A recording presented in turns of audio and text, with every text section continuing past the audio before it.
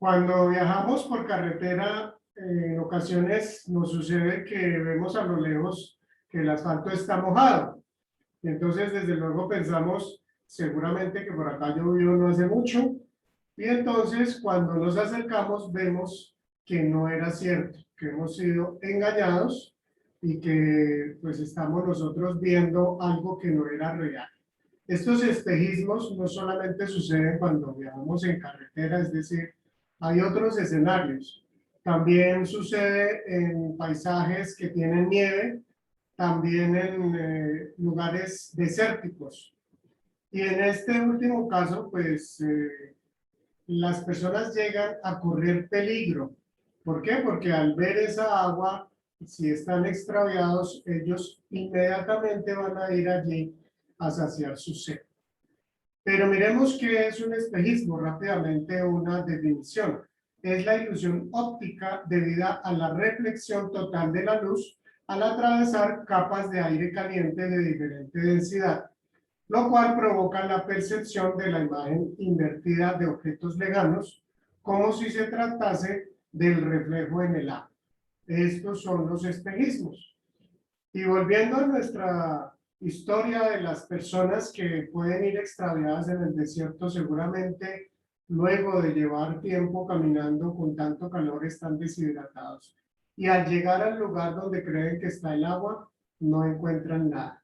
Esto, pues, muy posiblemente les va a llevar a morir de sed. Y es que en nuestro mundo nosotros vivimos con muchos espejismos. Cuando llegamos y queremos encontrar algo que esperábamos, resulta que no hay nada. Por eso la predicación de hoy tiene este título, Espejismos o Realidad Eterna. Y corresponde a la charla número 7 sobre el tema de cristianismo y política. Recordemos que las naciones todas han heredado lamentablemente pecados llamados ancestrales o generacionales. Colombia pues no es la excepción, pero veíamos cómo en la historia de Israel, allí en el tiempo en que estaba el profeta Daniel, él reconoció los pecados de su pueblo. Él, en una oración que elevaba a Dios, pidiendo perdón, decía, hemos pecado y hecho lo malo, hemos sido malvados y rebeldes, nos hemos apartado de tus mandamientos y de tus leyes, no hemos prestado atención a tus siervos los profetas. Esta oración entonces nos muestra que Daniel conocía la historia de su pueblo y reconocía esos pecados generacionales que llevaban pues ya mucho tiempo. Nosotros como colombianos también necesitamos conocer nuestra historia y profundizar en ella para llegar a encontrar y reconocer esos pecados generacionales, esos pecados que llevan mucho tiempo, muchas generaciones en la historia de nuestro país. En Colombia nosotros podemos ver en este proceso de 5 periodos de la historia, el indígena, el de la conquista, el de la colonia, el de la independencia y el de la república, cómo en cada uno de ellos se fueron desarrollando eventos que han ocasionado que aún hasta nuestros días tienen consecuencias. Recordemos este cuadro donde nos muestra cómo se estructuró la sociedad en el virreinato de la Nueva Granada. Aquí vemos entonces una distribución bastante injusta, bastante cruel, donde los españoles eran los que estaban en lo más alto de esta estructura social, luego seguían los criollos, que eran los hijos de los españoles, nacidos en América, luego los mestizos, los mulatos, los zambos, y luego los indios y por último los negros. Estos dos últimos lugares pues estaban conformados por personas que sufrían mucho la injusticia de esa estructura social. Es así que nosotros hoy en día podemos encontrar, identificar pecados que no los miramos como algo tan grave como debiéramos de mirarlos. No los identificamos como tal, en ocasiones incluso los percibimos como algo, jocoso o algo que tiene que ver con nuestra idiosincrasia. Y este ejercicio nos debe ayudar entonces a identificar y a rechazar, de acuerdo a la palabra de Dios, esos pecados. Encontramos en Colombia el pecado de la violencia y el menosprecio por la vida, algo que lleva mucho tiempo y aún en nuestros días está presente.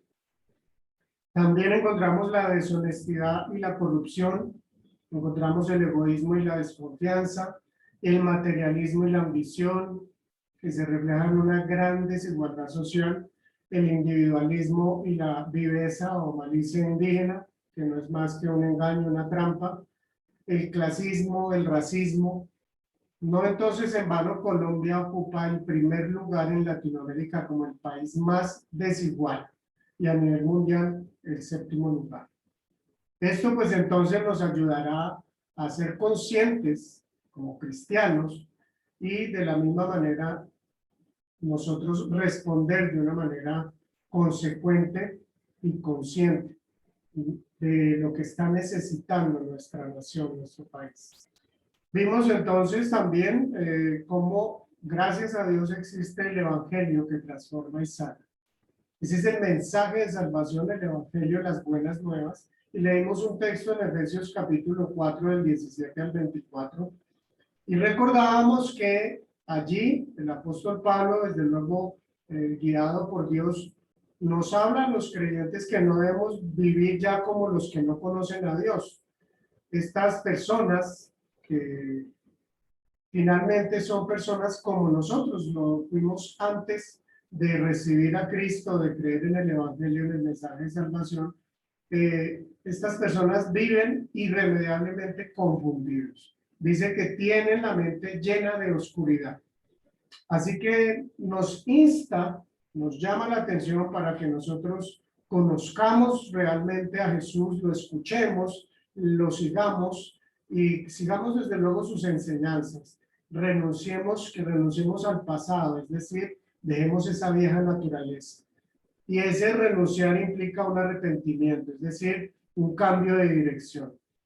Necesitamos ser renovados en nuestros pensamientos y en nuestras actitudes y de esta manera poder nosotros vivir una vida justa y santa, basada en la verdad, es decir, basada en Dios, en Cristo.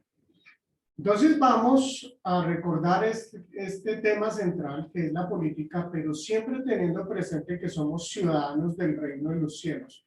Eso nos diferencia. Si nosotros realmente somos creyentes, somos cristianos, ya formamos parte del reino de los cielos y nuestra vida no puede ser vivida de la misma manera como si Cristo no estuviera en nosotros. Entonces comenzamos con este primer tema que es la sabiduría política en el Antiguo Testamento. Voy a traer aquí únicamente 3 versículos, pero hay muchísimos textos más que nos hablan del tema de la política allí en el Antiguo Testamento, es decir, antes de la venida de Cristo. Este texto que ustedes ven, que se encuentra en Levítico 25, del 17 al 19, corresponde al tiempo en el que Israel se está formando como nación. Así que Dios le ha dado una legislación y esta es una parte de esta legislación que encontramos allí. Dice, no se explotarán los unos a los otros, sino que temerán a su Dios. Pongan en práctica mis estatutos y habitarán seguros en la tierra. La tierra dará su fruto y comerán hasta saciarse y allí vivirán seguros. Miremos esta imagen que tiene que ver con este texto, el cual nos dice que no debemos buscar explotar al otro, al hermano, al compatriota, a la persona pues que nos acompaña en el diario vivir, sino que al contrario dice debemos temer a Dios.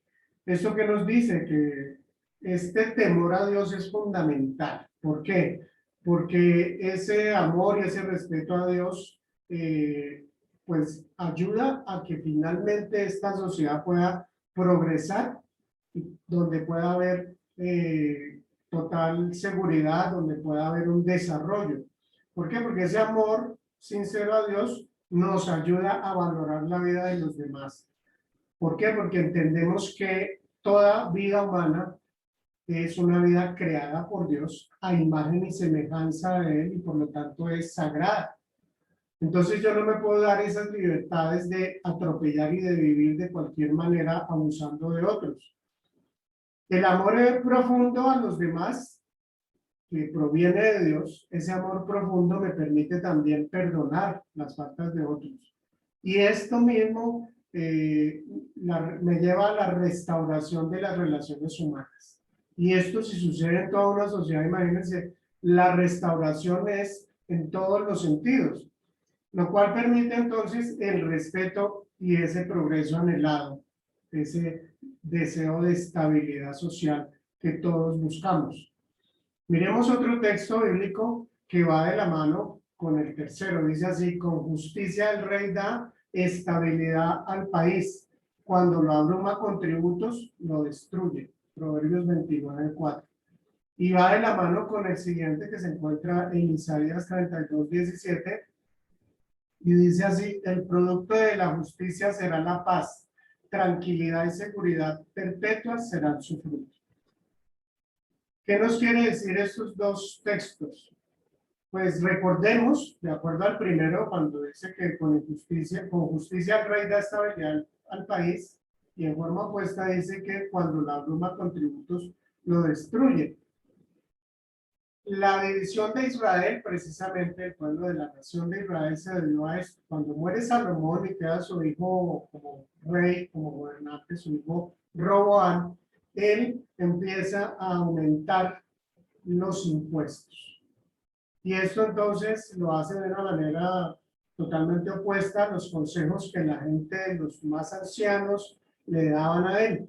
Él, sin embargo, no acepta, y es debido a esto que la nación de Israel se divide. Así que, de acuerdo a lo que estamos leyendo, la justicia es la que genera paz. Cuando hay justicia, desde luego llega la paz y entonces hay tranquilidad, hay seguridad y confianza duraderas. Esto pues nos lleva a un progreso de una prosperidad, también desde luego duraderas.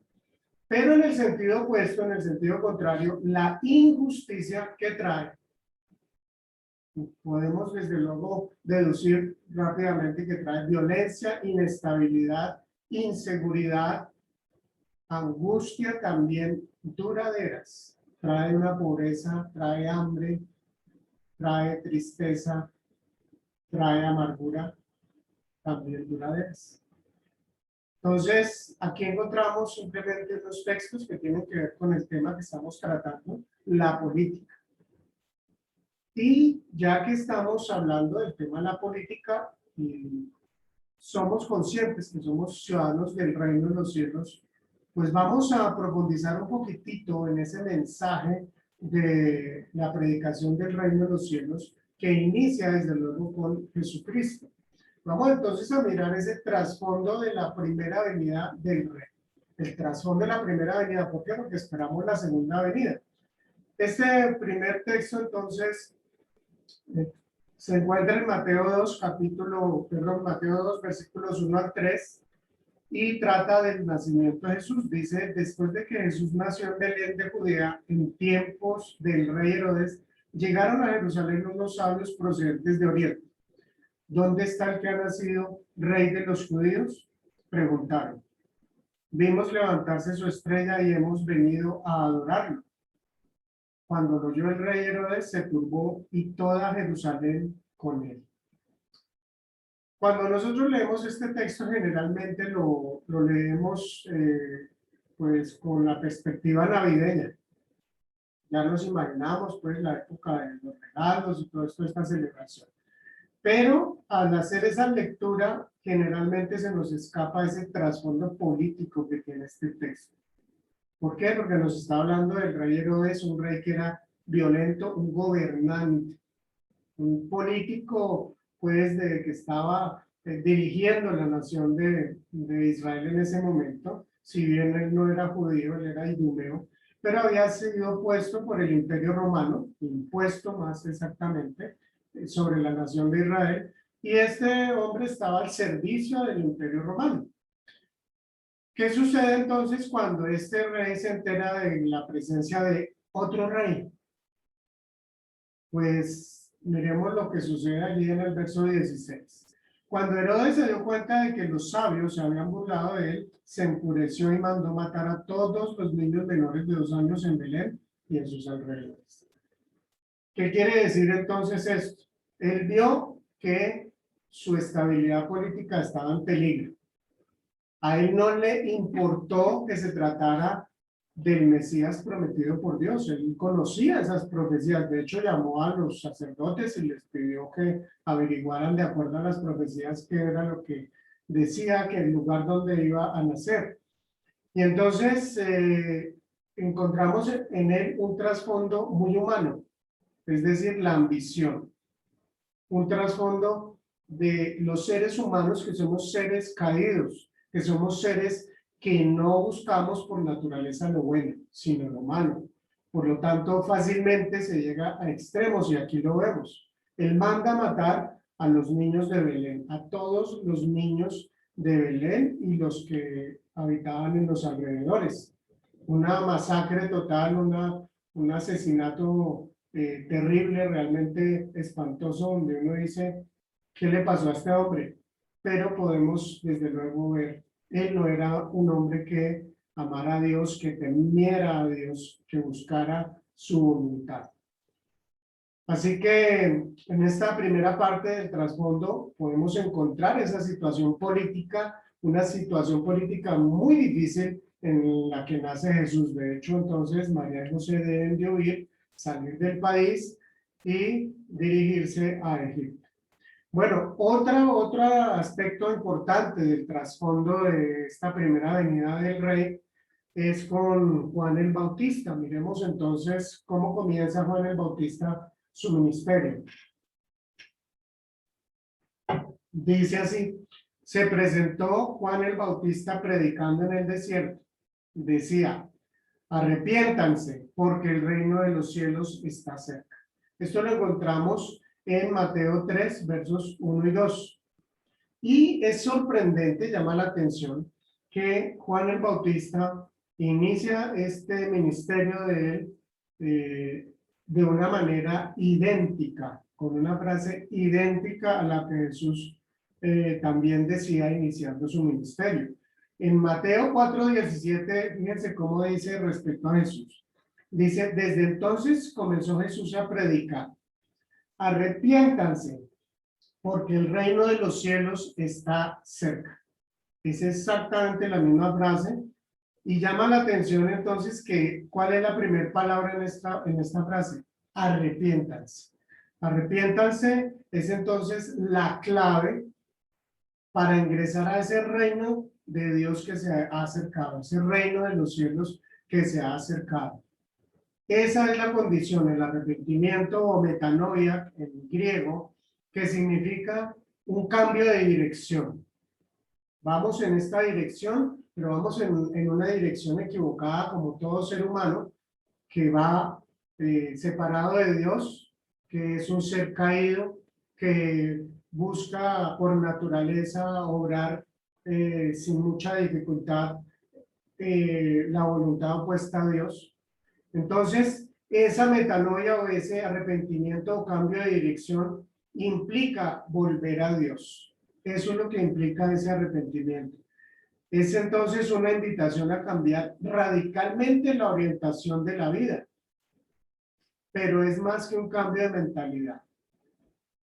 Es decir, el ser humano no llega por lo menos a perdurar. Pueden hacer algunos cambios y algunos ajustes por un tiempo, pero a la larga termina nuevamente yéndose hacia lo malo. Entonces, es por eso la urgencia de arrepentimiento, reconocer que yo necesito de Dios. Miremos más adelante en otro pasaje, pues en Lucas 3, otro texto que nos está mostrando aquí sobre lo que la gente le preguntaba a Juan el Bautista. Miremos lo que dice aquí Lucas 3, 10 al 14. Dice: entonces, ¿qué debemos hacer?, le preguntaba a la gente. El que tiene 2 camisas debe compartir con el que no tiene ninguna, les contestó Juan. Y el que tiene comida debe hacer lo mismo.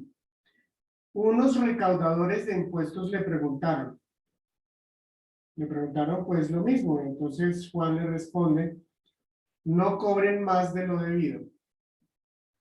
Y luego entonces dice que le preguntaron unos soldados también lo mismo. No extorsionen a nadie ni hagan denuncias falsas. Confórmense con lo que les pagan. Aquí entonces nosotros estamos viendo unas respuestas de Juan el Bautista que son bastante profundas y van en esa línea de una transformación muy profunda. Fijémonos en el verso 11, que habla de compartir el alimento y la ropa, es decir, las necesidades básicas. ¿Esto qué quiere decir? Convertir la avaricia y el egoísmo, que son naturales en los seres humanos, avaricia y egoísmo, en generosidad. Eso es lo que nos habla el verso 11. Miremos el verso 12 y 13, que nos habla, le dice a las personas recaudadoras de impuestos, les decía que no debían cobrar más, desde luego para un beneficio propio, porque los cobradores de impuestos o publicanos acostumbraban a cobrar, además del impuesto para Roma, una cantidad para ellos y nadie podía protestar. ¿Y esa cantidad era para qué? Para apropiársela a ellos mismos y tener ese beneficio propio. Entonces aquí nos habla, la respuesta de Juan es cambiar esa deshonestidad y ese fraude que era habitual, cambiarlo por honradez e integridad. Y por último, en el de los soldados, aquí no pensemos que eran soldados romanos, ¿no? Todos los que iban a escuchar a Juan eran judíos, y en este caso eran pues soldados del templo.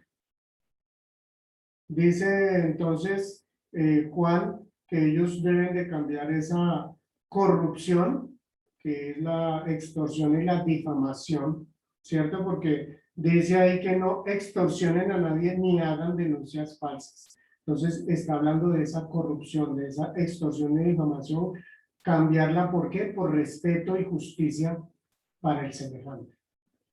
Entonces, si bien esto que está diciendo Juan el Bautista no es posible hacerlo solamente con la voluntad, como lo dije hace un momento, podemos hacerlo un momento, otro momento, pero no va a perdurar. Entonces, ¿por qué? Porque somos seres caídos. Solo es posible cuando nosotros volvemos a Dios en arrepentimiento, es decir, Dios nos va a dar mediante ese arrepentimiento, ese nuevo nacimiento, que es su Espíritu Santo, el hacernos nuevas criaturas. Y el Espíritu Santo, que es el Paracletos, es el ayudador, significa ayudador, para la vida del creyente, del nuevo creyente, de la persona que ha decidido confiar su vida en el Señor. Bien, vamos entonces, ya luego de haber visto estos aspectos del trasfondo de la primera venida del Rey de Reyes y Señor de Señores, es decir, el que gobierna por excelencia toda la creación, el que tiene todo el poder, al que le pertenece todo el poder, la honra y la gloria. Vamos entonces a mirar esta escena que corresponde al Sermón del Monte.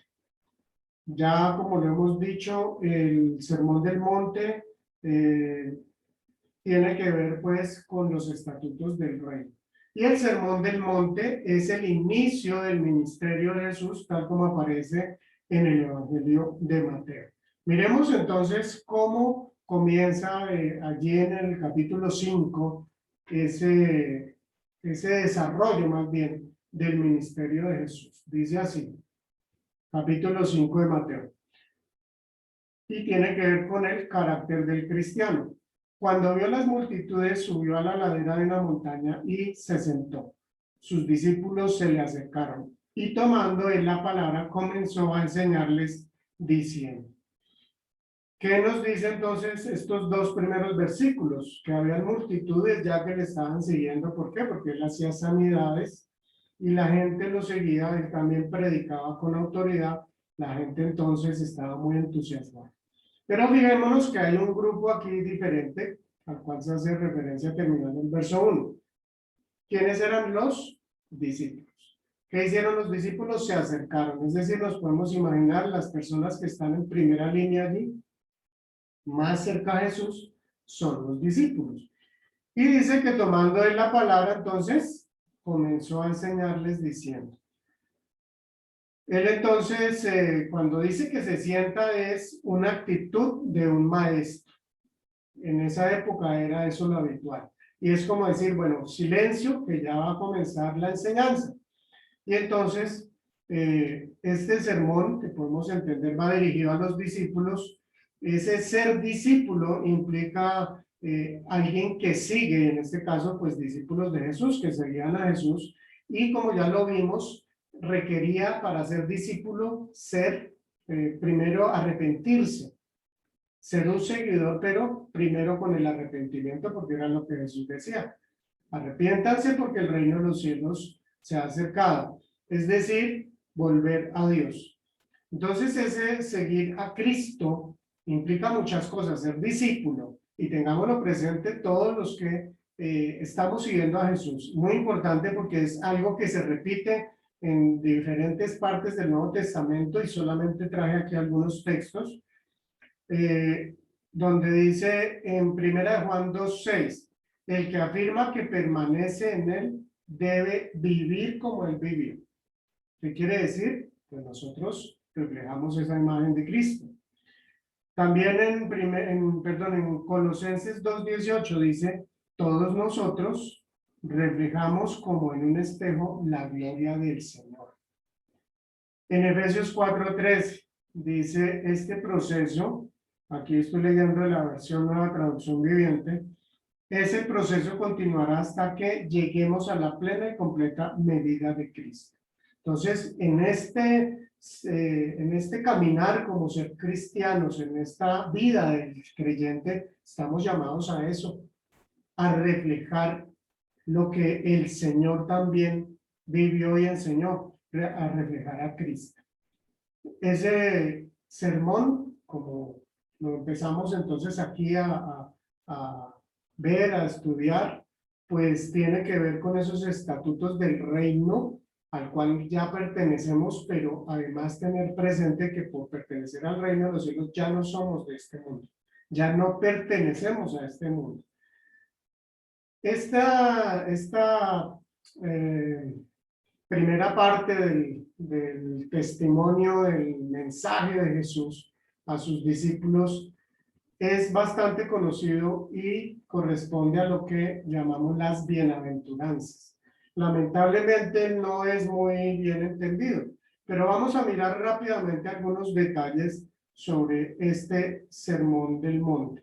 Y les invito a que tengamos presente que esta primera parte de las bienaventuranzas nos están haciendo referencia a 8 bienaventuranzas que están reflejando, están mostrando cómo es Jesús. Miremos lo que dice aquí. A partir del verso 3 hasta el 10 dice así. Dichosos, ¿quiénes? Los pobres en espíritu. ¿Por qué? Porque el reino de los cielos les pertenece. Fijémonos que todos los versículos de aquí en adelante hasta el 10 siguen esta línea. Primero la palabra dichosos, después dice quiénes, en este caso los pobres en espíritu, y luego dice por qué. Y en este caso el primer versículo dice, porque el reino de los cielos les pertenece. 4. Dichosos, ¿quiénes? Los que lloran. ¿Por qué? Porque serán consolados. Dichosos los humildes, porque recibirán la tierra como herencia. Dichosos los que tienen hambre y sed de justicia, porque serán saciados. Dichosos los compasivos, porque serán tratados con compasión. Dichosos los de corazón limpio, porque ellos verán a Dios. Dichosos los que trabajan por la paz, porque serán llamados hijos de Dios.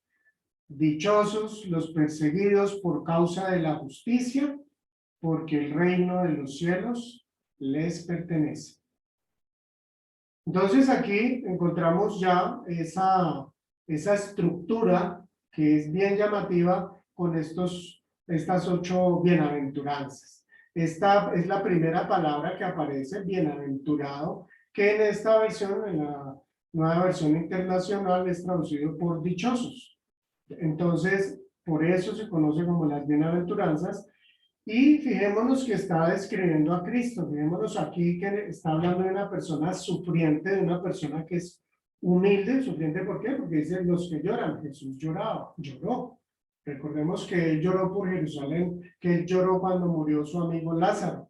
Y Jesús, de hecho, siendo Dios, seguramente sintió mucho dolor y se compadeció por el dolor del ser humano que no tenía salvación, que iba rumbo a la muerte eterna. Entonces, Cristo es esa persona, ese modelo nuestro que es sufriente, que es humilde, que es compasivo, que es limpio de corazón, en fin. Estos son entonces 8 aspectos a los que se refieren las bienaventuranzas. Y fijémonos en algo aquí. La primera bienaventuranza, es decir, la del verso 3, con la última bienaventuranza, es decir, la del verso 10, hace como un sándwich con el resto de bienaventuranzas. Es decir, la número 1 y la número 8, que contienen el resto, tienen las siguientes similitudes. Terminan con la misma frase. ¿Qué dice? Porque el reino de los cielos les pertenece. Cambia un poquito en quiénes son los que son dichosos. En la del 3 dice los pobres en espíritu. Y en la del 10 dice los perseguidos por causa de la justicia. Pero el por qué es el mismo. El reino de los cielos les pertenece. Así que aquí podemos nosotros entender también. Está hablando del reino de los cielos, que les pertenece. Y recordemos que lo que comienza Jesús a enseñar es: arrepiéntanse. Entonces, las personas que se arrepienten de sus pecados son dichosos. ¿Por qué? Porque el reino de los cielos les pertenece. Ese es el creyente. El primer paso para uno ser creyente es reconocer que uno es pobre en espíritu. Fijémonos que es lo primero que dice: dichosos los pobres en espíritu, porque el reino de los cielos les pertenece. Pero termina diciendo los perseguidos por causa de la justicia. Cuando una persona vive de esta manera como vivió Jesucristo, muy seguramente va a tener que pasar por sufrimientos, padecer situaciones difíciles y duras, como las que pasó Jesús.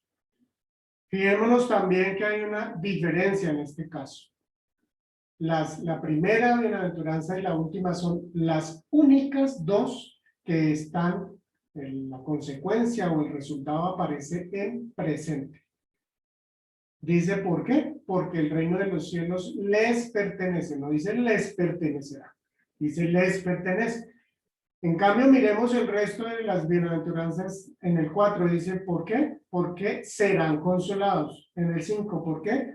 Porque recibirán la tierra como heredad. Fijémonos que está hablando en futuro. Serán consolados, recibirán la tierra como herencia. El 6, serán saciados. El 7, serán tratados con compasión. El 8, verán a Dios. Y el 9 dice, serán llamados hijos de Dios. Esto entonces nos habla de un futuro y nos recuerda de algo que ya he hablado en otras oportunidades, que han notado y que han exaltado también los teólogos cuando dicen el reino de los cielos es el ya, pero el todavía no. El ya, pero todavía no. Entonces los que ya formamos parte del reino de los cielos, ya estamos en el reino de los cielos y el reino de los cielos nos pertenece. Pero tenemos que tener presente que en el futuro hay cosas que nos esperan, cosas maravillosas, cosas especiales. Eso es lo que viene en el futuro. Miremos entonces volvamos a ver esta imagen. Recordemos pues lo que Jesús está enseñándoles aquí a los creyentes en primera línea. Se está refiriendo, está hablando, está enseñándoles a los creyentes Y termina esta primera parte de las bienaventuranzas con estos dos versículos que tienen que ver con el carácter del cristiano. Dice así: dichosos serán ustedes cuando por mi causa la gente los insulte, los persiga y levante contra ustedes toda clase de calumnias. Alégrense y llénense de júbilo, porque les espera una gran recompensa en el cielo. Así también persiguieron a los profetas que los precedieron a ustedes. Aquí termina entonces este sermón del monte. Quedémonos que entonces está hablando Jesús de ser también felices, de ser dichosos, aunque nosotros estemos pues sufriendo, padeciendo situaciones difíciles, porque la gente nos insulte, nos persiga o levante contra nosotros toda clase de calumnias. Estas situaciones que vienen de fuera no nos deben de amargar la vida. Y termina llamando la atención a algo aún mayor, no solo a esa alegría, a esa dicha, sino a llenarse de júbilo, llenarnos de júbilo. ¿Por qué? Porque nos espera una gran recompensa en el cielo. Llama la atención que no dice cuál es esa gran recompensa, no lo dice. Pero fijémonos que no es la primera vez, y desde el Antiguo Testamento y por allá en 1 Corintios 2:9, por ejemplo, dice: ningún ojo ha visto, ningún oído ha escuchado, ninguna mente humana ha concebido lo que Dios ha preparado para quienes lo aman. Y este es un texto del Antiguo Testamento que es nombrado aquí en 1 Corintios, capítulo 2, verso 9, donde lo está aplicando a esas promesas del Señor, lo que el Señor tiene para cada uno de nosotros. Nosotros, pues, no estamos viviendo como lo veíamos al comienzo, guiados por espejismos, donde buscamos y buscamos y realmente al llegar no encontramos nada. No. Jesús mismo nos prometió esos premios, ese triunfo en el final de los tiempos. La victoria es nuestra, como lo vimos una y otra vez a lo largo del Nuevo Testamento y especialmente en el Apocalipsis. Si hay algo que el Apocalipsis está resaltando continuamente, es eso. La victoria es del creyente. ¿Por qué? Porque Cristo venció al mundo. Por eso nosotros somos más que vencedores. Así que en este mundo que está lleno de espejismos, pues no pensemos ni creamos las cosas que el común de la gente, como nosotros estuvimos, también pertenecimos a ese grupo, como lo leíamos hace 8 días, no pensemos de la forma como piensan las personas que tienen el cerebro oscurecido, que está engañada. Y esto ha sucedido por muchas generaciones. Así que esa naturaleza engañosa de la humanidad caída, pues ya no debe formar parte de nuestra vida. Nosotros necesitamos, por lo tanto, arrepentirnos de nuestras formas equivocadas de pensar y de vivir. Debemos permitir entonces que nuestra mente sea renovada, que el Espíritu Santo lleve a cabo el proceso de santificación. Y particularmente, recordémoslo, en el área de la política. En el área de la política partidista, porque recordemos que la política es buscar el bien común. Y eso sí lo hace el cristianismo en profundidad. Pero no caigamos entonces en esos enfrentamientos y en esas pasiones políticas, porque lo único que muestra es que no hemos dejado entrar ahí a nuestro Señor Jesucristo, al Espíritu Santo. Así que necesitamos a Cristo en todas las áreas de nuestra vida. Dispongámonos entonces para que así sea. Pasemos a las conclusiones. La primera conclusión dice así: la justicia genera paz y trae confianza, progreso y prosperidad duraderas. Así que buscar la justicia es algo que debiera ser parte de todo gobernante. ¿Por qué? Porque trae bien para todos. Va a traer la paz, la confianza, la prosperidad que a todos nos va a servir. No la prosperidad solamente para unos pocos, sino para toda la nación. El amor y el perdón de Dios en nosotros nos permite perdonar y amar al prójimo. Perdonar y amar al prójimo no es algo que humanamente podamos las personas, no es algo que nazca de nosotros. Necesitamos primero ese amor y ese perdón de Dios en nosotros. Necesitamos la presencia del Espíritu Santo en nosotros, de ese ayudador, para que podamos llevar esto a cabo. Ser cristianos implica disposición a crecer, siguiendo a Cristo y aprendiendo constantemente de Él. Así que esta es una realidad para el creyente. Necesitamos crecer. No te estanques. Crecer hasta el día en que partamos en la presencia de Dios. Necesitamos entonces ser esos creyentes que estamos aprendiendo de Cristo constantemente. Y permitir desde luego que el Espíritu Santo sea quien nos guíe.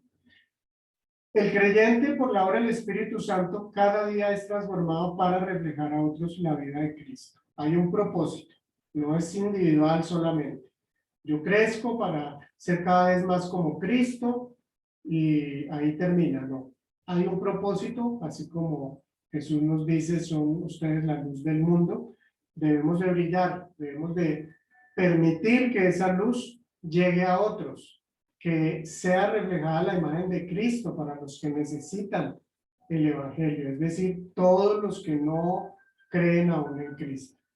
Y por último, todas mis áreas necesitan ser transformadas por Cristo. Todas. Y específicamente en este tema, el área de la política partidista, gubernamental.